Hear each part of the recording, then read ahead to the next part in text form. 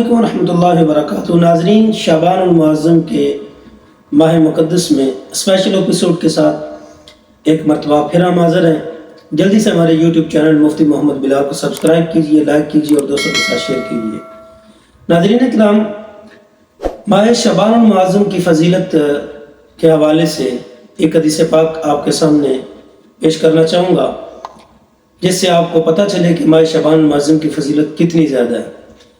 نبی کریم صلی اللہ علیہ وآلہ وسلم ارشاد فرمایا کرتے تھے، الشعبان شہری، شعبان میرا مہینہ ہے۔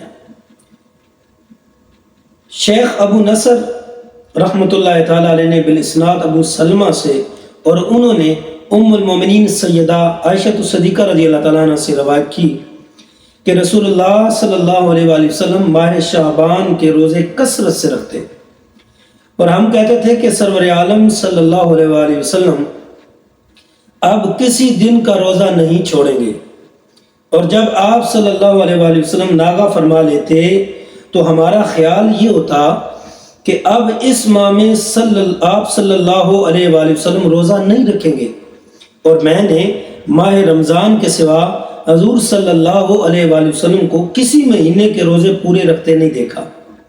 یہ بھی ہے کہ آپ صلی اللہ علیہ وآلہ وسلم نے رمضان کے علاوہ شعبان سے زیادہ کسی مہینے میں روزے رکھے ہوں، اور یہ ناظرین اکرام صحیح حدیث ہے، جسے امام بخاری نے عبداللہ بن یوسف اور امام مالک کی روایت سے روایت کیا ہے۔